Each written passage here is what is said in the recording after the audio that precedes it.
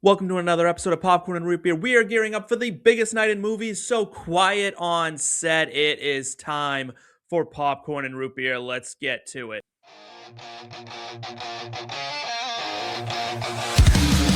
Grab your popcorn, dim the lights. It's movie time, we're taking flight.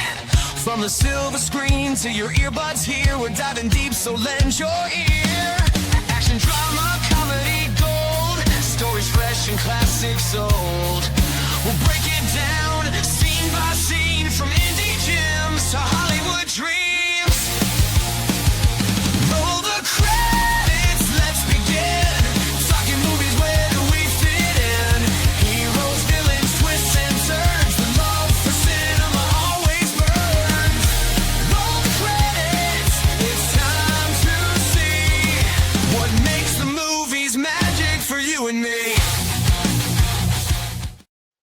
All right, all right. Oh, look at that. We're in the right spots, like for the first time ever doing one of these. I'm so happy. My name is Steve Lawson. I am your host tonight for Popcorn and Root Beer. And joining me is a man who needs no introduction, but I am paid to give him one. So, hailing from the middle of the country where he was hit with an Arctic chill that puts penguins to shame, it's Jake Parry. What's going on, man? How did you survive the cold? I actually really like the cold. Like, I'd rather be cold than hot. So, Really? yeah, you can always put more clothes on. You can only take so many clothes off. Okay. Like, don't get me wrong. The cold has sucked. I don't want to live here anymore. Like, the Midwest is horrible with this kind of weather. But I mean, like, my parents live in Nashville and they got sleet and snow and everything. So, Yeah, it snowed in Florida. I was down there this yeah, weekend and it actually got snow. So, yeah, I got through it. There's certain things that help. Dogs, heated blankets, a little liquid blanket, if you know what I'm saying. I I actually had gotcha.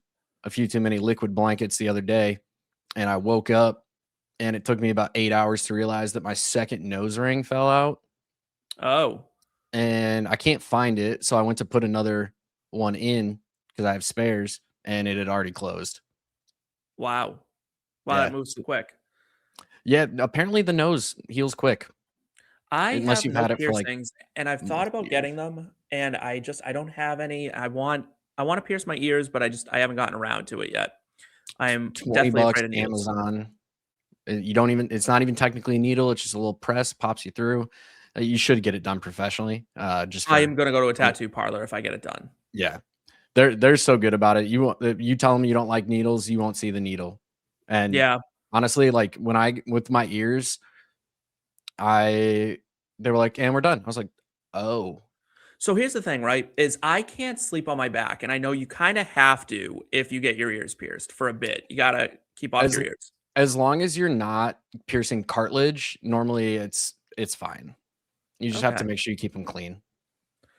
All right. Well, I don't have a segue for this, but speaking of clean Shiny things. things, shiny things, something new, perhaps like my newly pierced ears if I get them.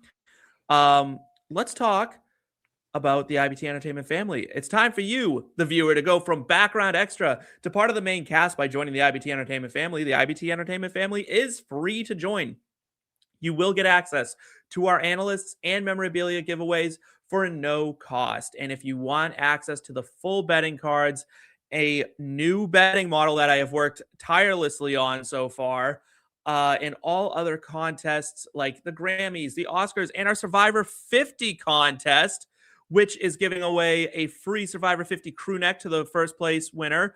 The second place uh, player gets Survivor board game for free. And if you come in third place, you get a free ticket to any IBT event. How lovely. Uh, you can upgrade for $3.99 per month or $36 for the year.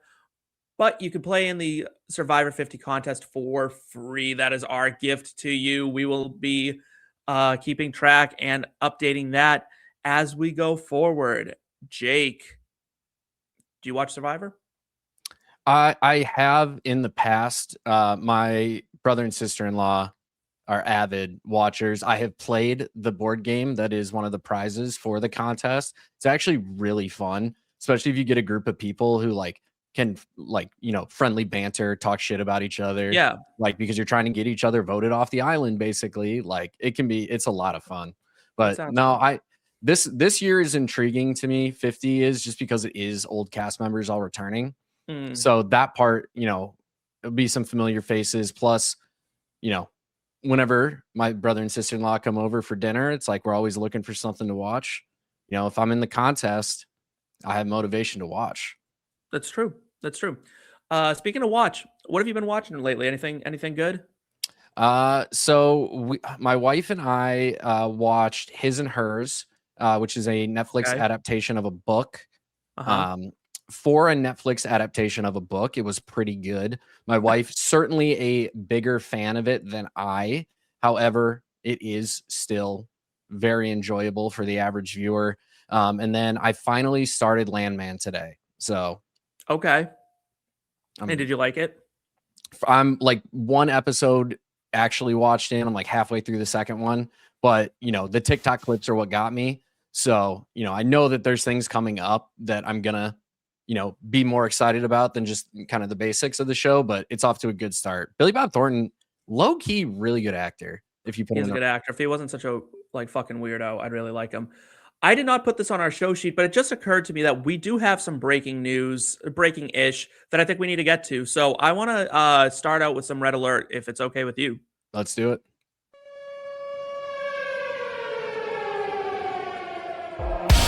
Red alert, something's crawling through the wires.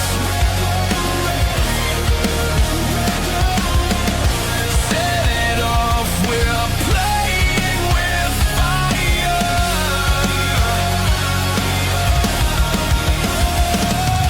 No alarms, no escape, just a moment before it breaks. Red alert, nowhere left to hide. That's my favorite drop. That drop hits. That drop hits. That's my favorite one. That's my favorite one of all of ours. I don't even know how I forgot to put it on the show sheet today, but it's sad news out of the entertainment world as Catherine O'Hara sadly died like over the weekend. Fucking sucks. It does. Legendary actress, known best for Schitt's Creek, Beetlejuice, Home Alone. Just an absolute icon. She was in the studio for Apple TV recently. Obviously, like being Moira Rose is her like absolute pinnacle kind of moment, right? Yeah, we talk about the LeBron moment, like that was her LeBron Yes. moment. Yeah, at 66 years old, she wins her first Emmy Award. Long overdue, in my Yes. opinion, some sort of award. Really tragic, just like sad. Like it was one of the first celebrity deaths really I can think of that I was just like, oh no, like just like hit me like just right in the pit of my stomach. I was just like, Right. fuck, that sucks. Like that's a real sad one. Well, yeah, too, especially because like it did seemingly come out of nowhere. Like for a lot of the celebrity deaths that we've had recently, especially in like the over 50 crowd, they've had like very public battles with various illnesses, or like we knew going like we were starting to get rumors that their health was in dire straits to an extent. And like her, I know she did have some she actually was born situs inversus, which you may Yes. know from the medical world. Yeah. Your organs are flipped from their normal spot. So like I know there are some potential side effects that can come with things like that, but it's like it truly like we had no idea that she wasn't like doing well. And to Yeah. be fair, at 71, you can be doing fine. And then like So the rumor milled, and I hate to like speculate on someone's death, but like it's our job essentially to report on this, is that she had some sort of breathing issue, called like mhm, 911 was called. She was having a real difficulty breathing and just unfortunately died. So who knows what it could be from, but right, it sounds like maybe, it could be anything. And at 71, you're right. It could very well have been like she thought she had a cold. She actually had pneumonia. It got way worse, right. like out of no, like really overnight. And then she woke up, was like, I can't breathe. Like I'm in trouble. And that was the end. Um, but it is certainly very sad. I love Catherine O'Hara. There will never be a more iconic TV show character than Moira Rose. And really only Catherine O'Hara could have pulled that off. and Oh, made her 100%. even a fraction like likable. That was like a wildly unlikable character that was beloved by everybody. Yeah, it was. I mean, if we look through her career, she's got a great history of playing a terrible mother.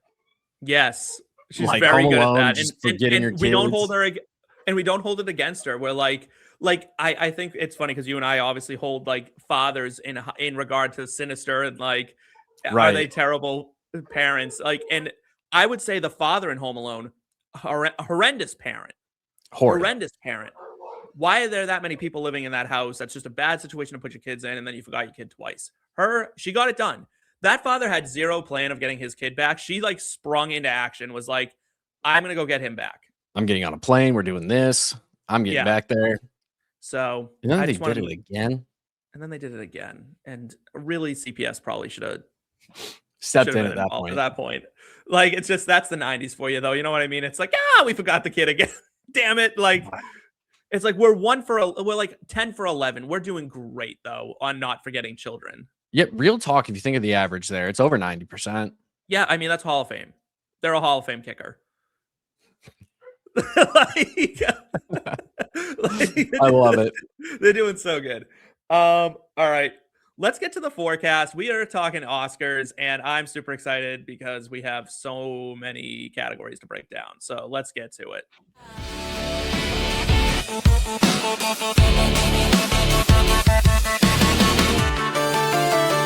Before the numbers hit the screen, before they say what it all means, you can feel it in the air somehow.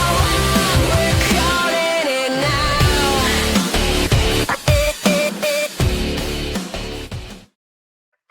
now. Dude, I gotta commission you to make some drops for me over on the 19th hole. We need to upgrade our drops compared to this.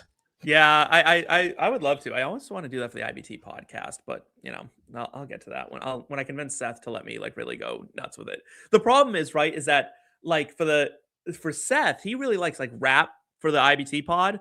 Mm-hmm. And I don't know what you guys are looking for. Maybe like country. Maybe I could do some country rock drops for like golf a bit. Like that feels That's you know it's what I kind mean? of it's a good vibe. Like We'll I'm a figure it out. rock guy. I'm going Yeah. I'm going to a Bad Omens concert in March.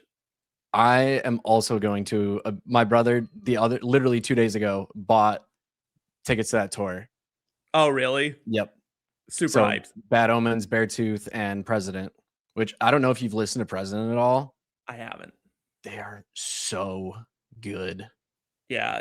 Andy, my boyfriend, is dreading having to go to this with me because one of my friends was supposed to come, but his wife is due like that day. Right. Like they're like we're like right up against it. He's like he'd be running out of the pit mid breakdown. Literally mid breakdown. It would be a huge problem. So all right, we're talking the Oscars, and I just want to say that like let's acknowledge that Sinners got 16 nominations. Yeah. And it's a record, which is amazing, which is why next week you, me, and potentially some other guests, potentially multiple guests, will be doing a full rewatch breakdown of Sinners. That could end up being like the longest episode we've ever done because there's so much that we want to cover. It might have to be a two-parter. It honestly could be. Like I might actually just be like, you know what, we'll just split it right down the middle. Like, but we'll see. I mean, you guys let us know in the comments if you want a 1-part, 2-part, 5-part. It'll probably be one, but like I'm excited for the rewatch because I saw it by myself, and whenever I'm watching something for the rewatch, my wife always watches it with me. So I'm really excited to see her thoughts on it. Yes, that's going to be super fun. And Andy hasn't seen it yet either, so I'm going to have him watch it with me. All right, we're going to start from the bottom and work our way up on this one because we got to get we want to talk about like the big boy kind of last and wrap the show up with the best picture. So let's start with best cinematography. Here's your choices. You got Sinners, Train Dreams, One Battle After Another, Frankenstein, Marty Supreme. Sinners going off at -200. Train Dreams going off at +250. One Battle After Another +200. Frankenstein +1600. Marty Supreme plus 2,200. This is best cinematography. This is a little bit different than best picture. For people who don't really know, like cinematography is how pretty is the shot, Yep. how well shot, like the technicality of it all. That is what cinematography is versus best picture, which is them saying essentially what is the most well-made movie top to bottom of the year. You went with The Favorite. I did. Yep. I'm going with Sinners here. What Ryan Coogler was able to accomplish with that movie, there's a reason it got as many nominations as it did, right? And while there's other good options here, like personally, I love One Battle After Another. You know, it was in my top 5 movies of 2025.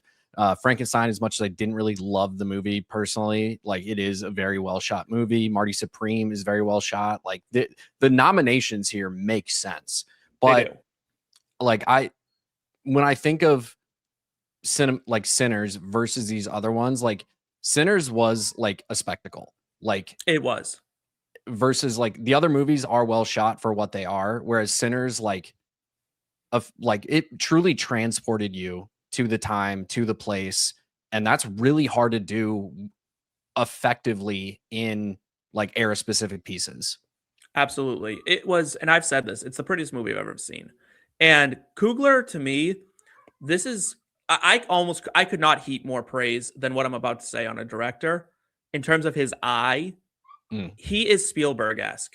Spielberg is the only other director I can think of that can capture the scope of a shot like Coogler can. Right.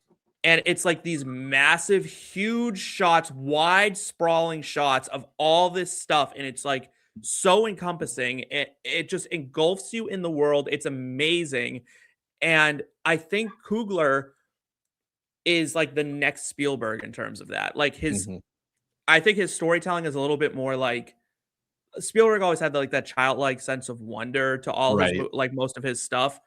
Coogler is much more like you kind of have to feel it. He really makes you work with it and be like, feel the effects of what I'm telling you. But in terms of just cinematography and that eye, he is as good as anybody. And I'm not saying that Spielberg is better than him at like, because he's like a lighter director. It's a different thing. You know what I mean? Right. Like, yeah. When you're comparing, like, obviously you're comparing eras at this point too. When you're comparing Spielberg to Coogler, like technology, everything else is going to improve over the years. Like, you know, what we see now is naturally visually more appealing than what we saw, you know, even 15 years ago. right. But like the commitment that Coogler made, like there's so many shots from set where like he's in waders in the water, like setting things up the exact way that he's envisioning it to be.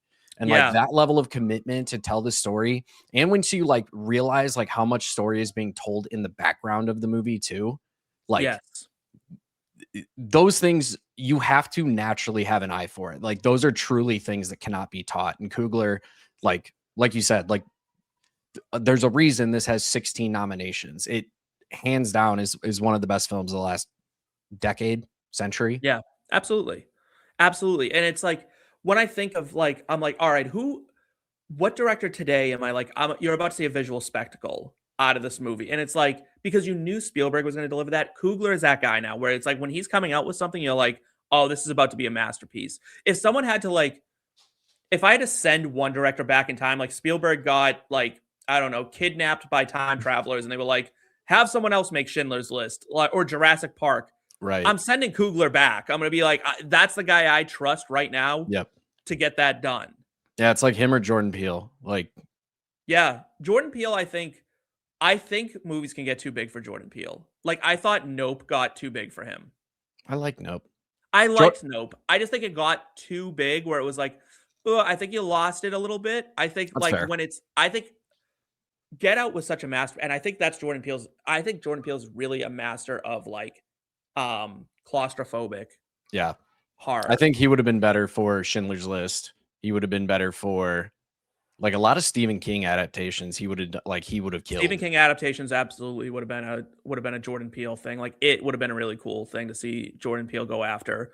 But I'm right there with you as far as cinematography goes. I am going Sinners as well. I can't see anything else taking it. I do have to say, I think Frankenstein's odds are awfully long for how good the movie looked. Yeah, I feel like that should be probably more in the like just based off of the other awards that we're seeing here. Like a lot of, we're seeing a lot in like the 300 to 400 range. Like I feel like that's a lot more fair to Yeah. Frankenstein. But I also feel like plus 2200, like 22 to 1 for Marty Supreme also feels too long. I feel like that should be like 15.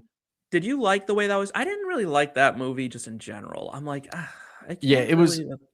it's one of those, like we'll talk about some of the performances in it later, that I think the actors did a better job than was it is that one Josh Safdie, Safdie. right? Yeah. Yeah. Yeah. I think the actors made that more than the film made that, if that makes sense. Yeah, that makes sense. That definitely makes sense.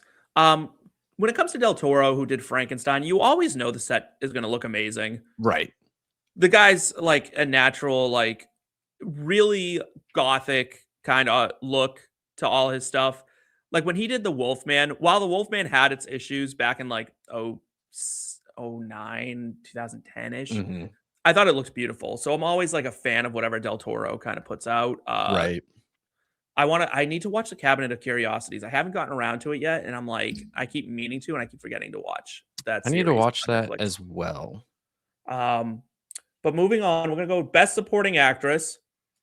We got this is actually like a real strong Best Yes. Supporting Actress list here. We got Tiana Taylor for One Battle After Another, Amy Madigan for Weapons. I'm gonna butcher this name, Inga Ib's Ib's daughter. daughter, Lilias for That's in how I would say Sentimental it. Value, Elle Fanning also in Sentimental Value, and Wunmi Masaku in Sinners. Another one where I'm going with the favorite here, but I don't feel Yes. as good about Tiana Taylor winning as I do Sinners winning. My only issue with Tiana Taylor's role in that movie is like when I think of supporting actress, Mhm. I think of somebody who is helping like consistently elevate the movie. Whereas Tiana Taylor's part in the movie like is really important early on in like the first 15, 20 minutes. And then Yeah. like it's like more storyline based from that point from her perspective than it is her truly being in the film and elevating it. I really could see Amy Madigan taking this one for her performance in Weapons, but I am going with the favorite again. I think this award show is going to boil down to be very much a battle constantly between Sinners and One Battle After Another. Mhm. But when I can shout out Weapons too, I do want to. We got to give Amy Yeah. Madigan some love for that role. When you can play Yeah. crazy that crazy, and And it's so well. Like, yes. And I think Amy Madigan has another thing that's going for her that it shouldn't go for her, but it nonetheless it tends to with the Academy. She's old. yep, She's old and she's running out of opportunities. So they may give it to her because Tiana Taylor has shown that I am a powerhouse. I think that she'll definitely be back in this. That being said, I also want to go with Tiana Taylor here. I personally believe that either Tiana Taylor or Wunmi Masaku should walk away with this award. hmm One of them should. Wunmi's acting in Sinners, it's hard to look at that and not say like that was the best of all the performances. that's fair. Yeah, like It was so powerful and it was so real. And what I loved about it, and like this is, I'm not one to comment on people's bodies at all, right? But I loved that she was a true full figured like woman that was just there. Like it was very mhm, real and raw and honest. And she carried the heart of that movie pretty much the entire way. right. And that's really hard to do in a movie that's so grand as Sinners. Here are the odds breakdown on this. Tiana Taylor's going off at minus 250. Amy Madigan's coming in at plus 350. Inga's coming in at plus 550. Elle Fanning's coming in at plus 5,000. They have basically written her off. Yeah, I think when you have Inga's role versus Elle Fanning's role, like they're both deserving of nomination, but one is clearly superior, and it's not Yeah. Elle Fanning's role. And then Wumi is going off at plus 1200, which feels far too long for that role. This feels like one where even though I'm, like my main bet would be the favorite, like I'm sprinkling like a half unit on Wumi to win. Yeah, because it just feels like the kind of movie that I don't. People like worried it's going to get shut out. I think there's zero chance Sinners gets shut out at this thing. No. I think it's going to be just absolutely. I think they're going to get 8, 9 wins probably. Yeah. I think I think a fair, like a reasonable line to set, what I think would be like 6.5. And at that line, I'm probably taking the over. If it bumps to 7, I'm probably taking the under. But 6.5, like I'm probably going over on it. Yeah, I'm there with you. I take the line at 7. Like, well, I guess if it's over or under 7, yeah, you kind of have to take the under because then you're like, are they going 50%? That's hard to do. But like 7.5, yeah, you take the under. 6.5, you're taking the over. 100%. I'm with you. All right, best supporting actor. We got another like real. This one's actually kind of interesting, right? Because Stellan Skarsgård in Sentimental Value going off at minus 150. Sean Penn in One Battle After Another plus 300. I thought he was fine in that. Benicio del Toro, One Battle After Another plus 400. I thought he was far better than Sean Penn in One Battle After Another.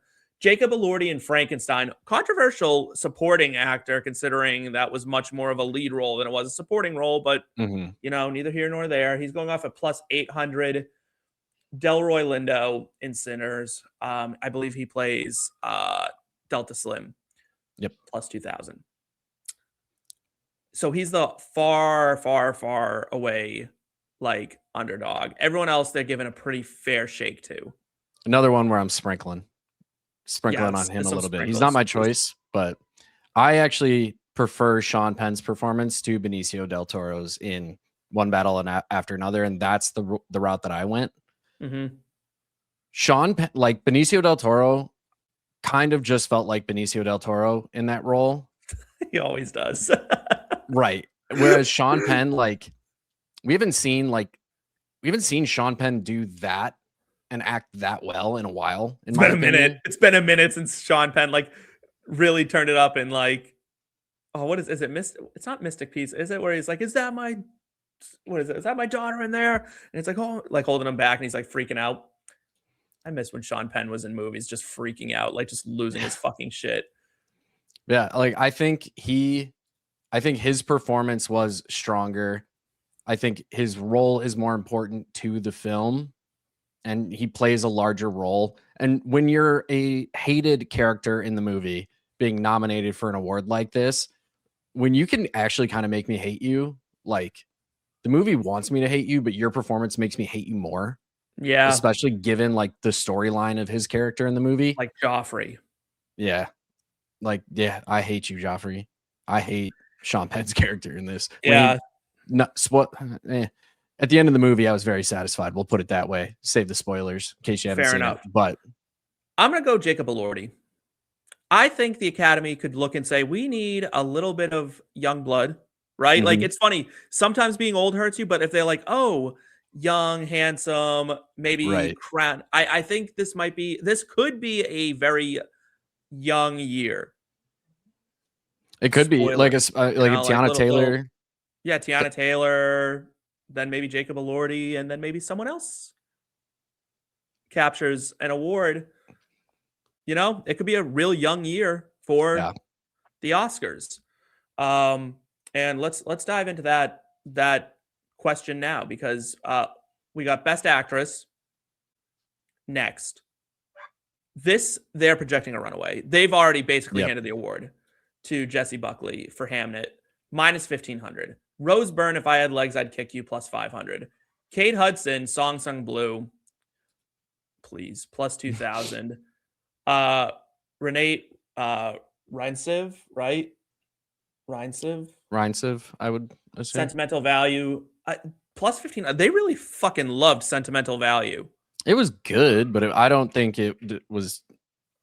And then this is a fucking tragedy right here. Emma Stone in Begonia, so plus low. 3,000. To be fair, the line shifts where the money goes.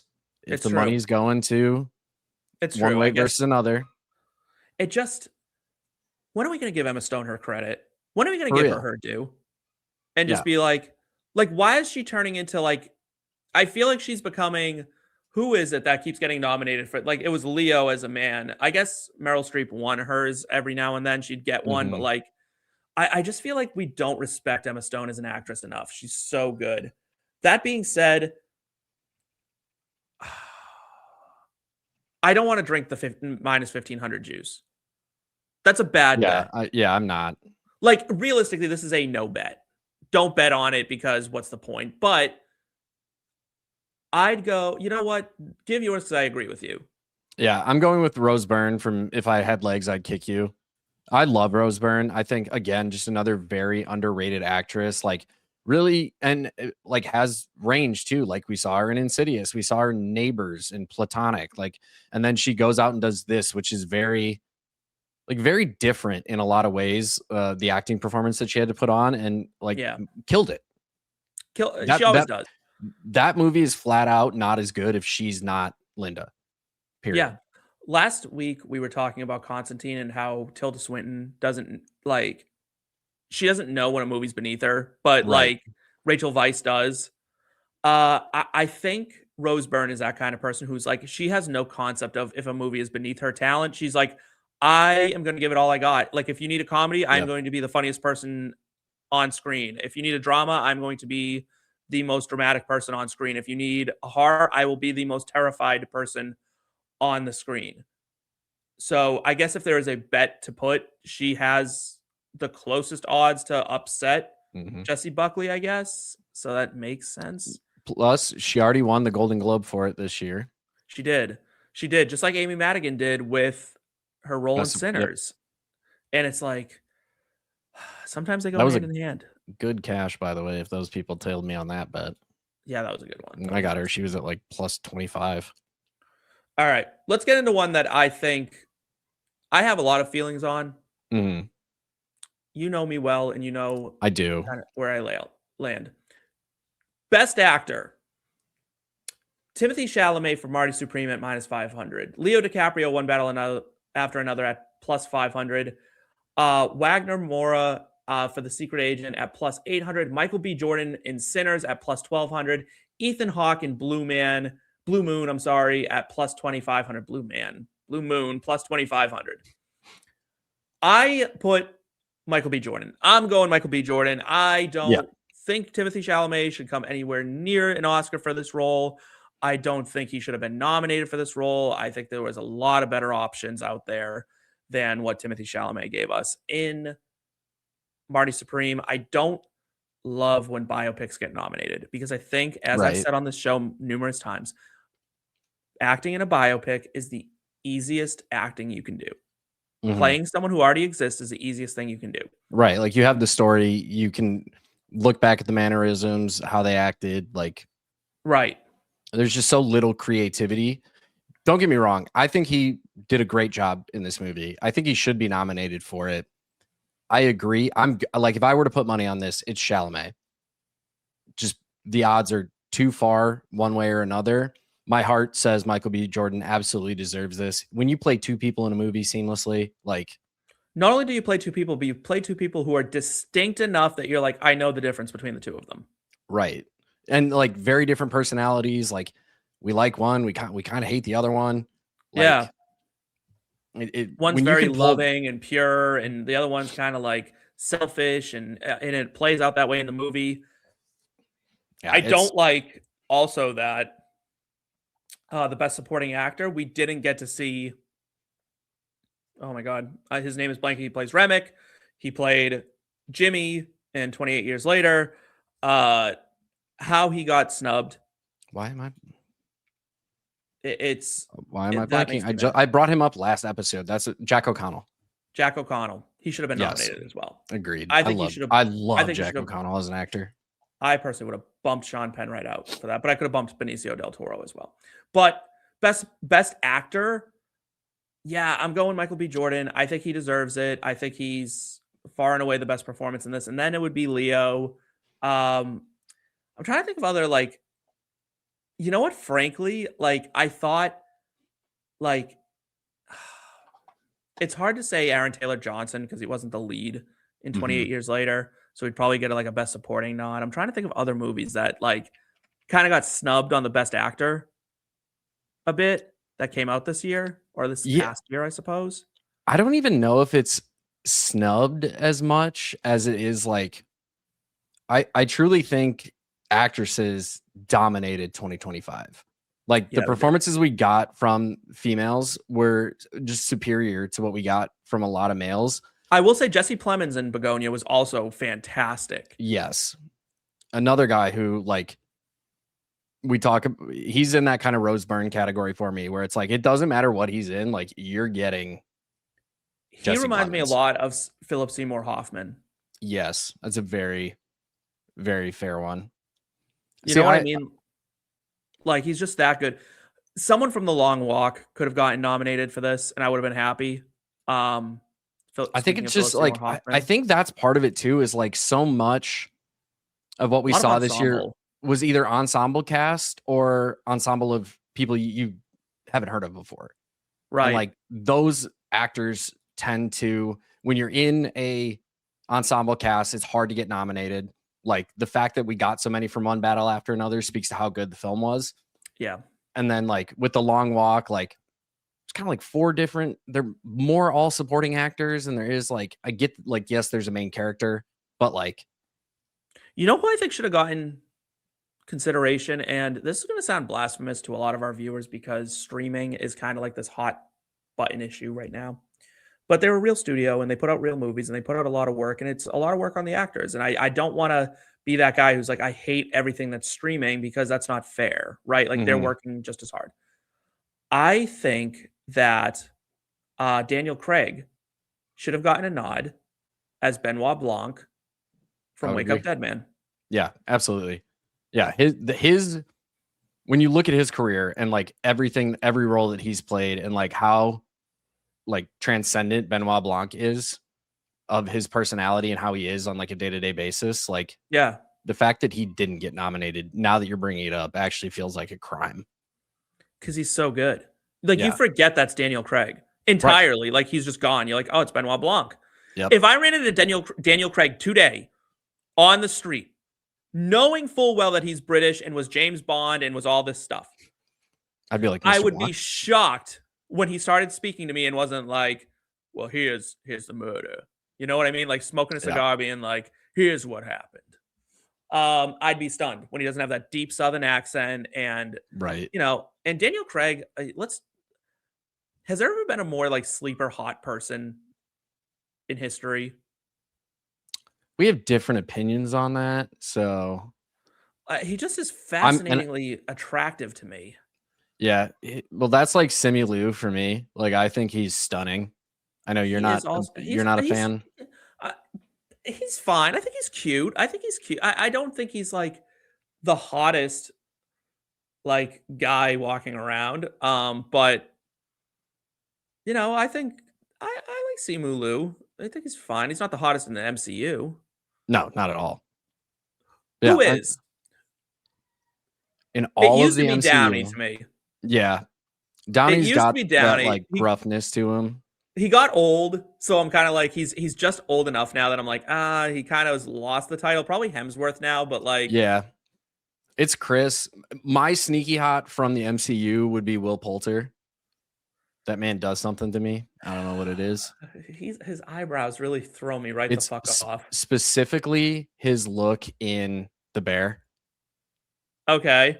like with like the sticker sleeve, Uh-huh. chef, like not like his all like dolled up, like not Adam Warlock, but Don't like his look as Adam Warlock. Frankly, I think they should have gone with someone else. I'm trying to think of other people, but yeah, it's probably Hemsworth. That seems like the safest bet right now for the MCU in terms of hot people.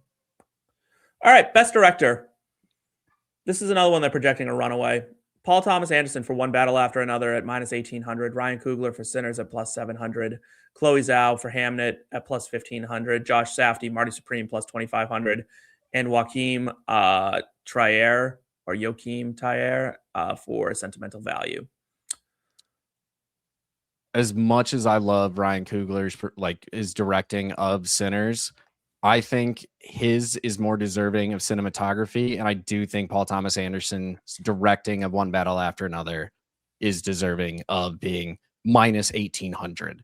This is one I'm not putting money on because it's a I no could bet. see this. I could see this randomly go to Josh Safdie. I could see this go to It anybody. shouldn't. It should not go to shouldn't. Safdie. It It should shouldn't. go to Coogler. I think this should still go to Coogler. I would agree. Like that is like I shouldn't say I would agree. That's one where like I won't be mad one way or another. Like there's some awards where it's like if this person get it, if this movie gets it, if this actor gets it, like I'm gonna be pissed. But for this one, like flat out, give it to either one of them, and I can't really make an argument against it. Yeah. Well, let's continue this conversation then, because here's the Best Picture nominees as we go. One Battle After Another, minus 300. Sinners, plus 150. Hamnet, plus 1,500. Marty Supreme, plus 2,000.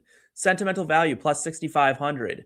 Begonia, plus 8,000. The Secret Agent, plus 10,000. Train Dreams, plus 8,000.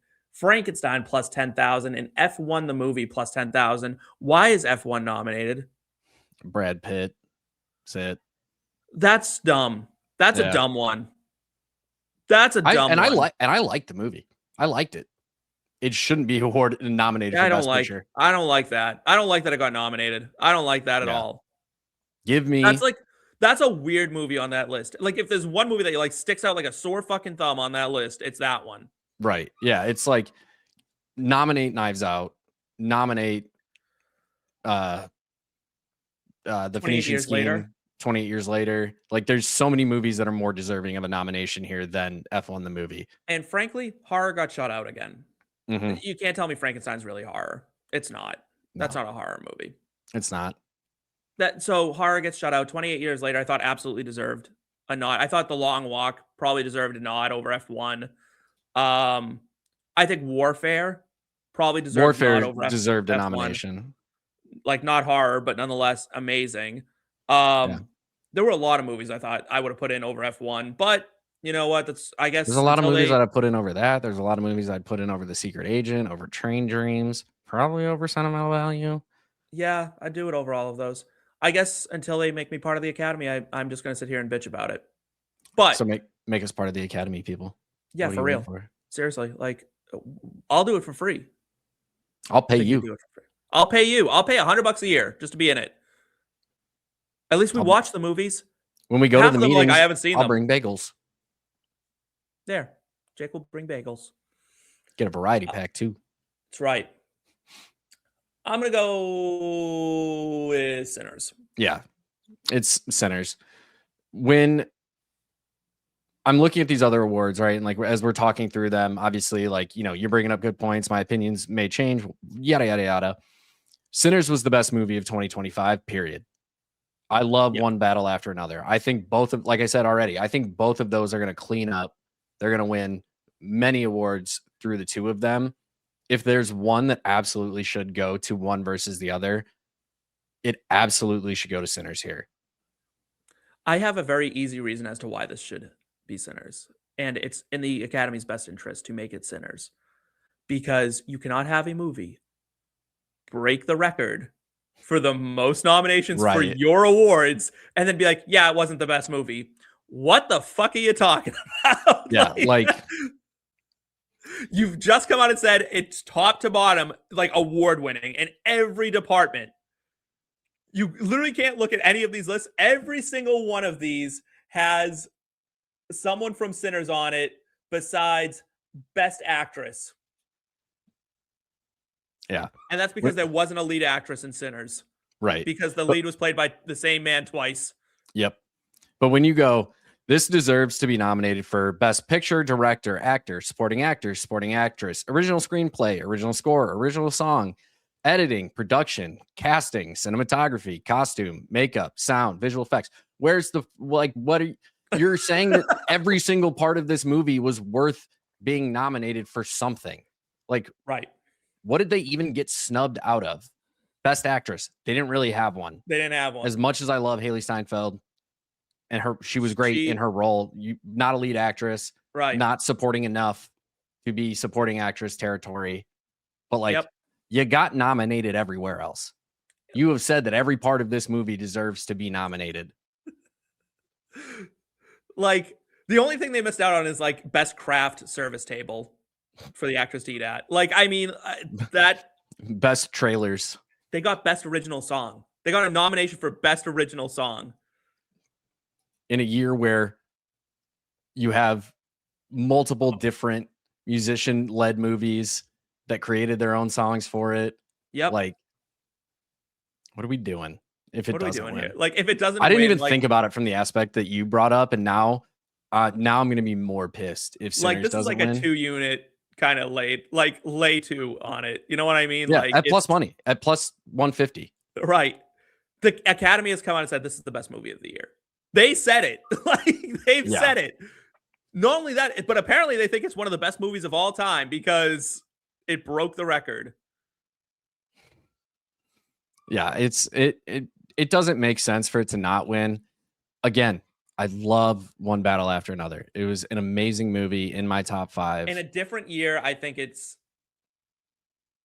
definitely like the favorite of mine to win, but this isn't the year.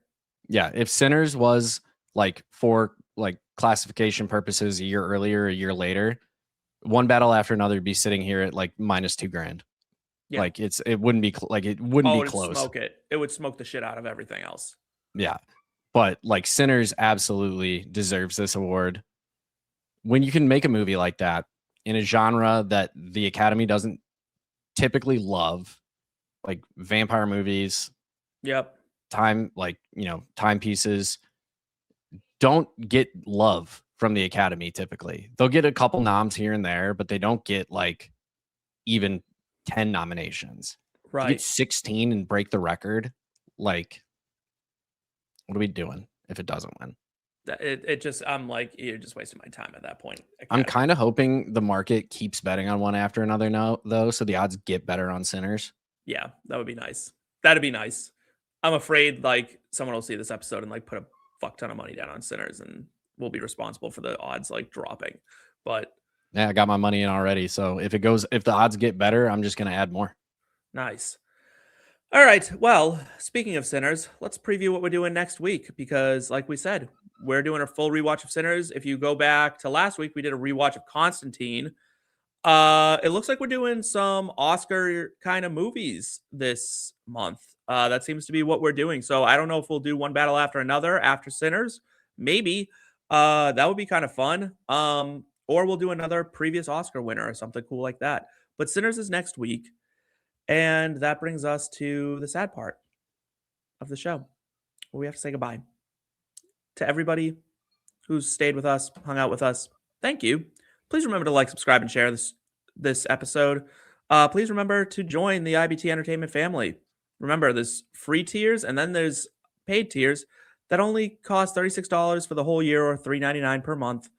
That enters you into our exclusive monthly betting model access, full entertainment betting picks, and entry in award show and survivor leagues.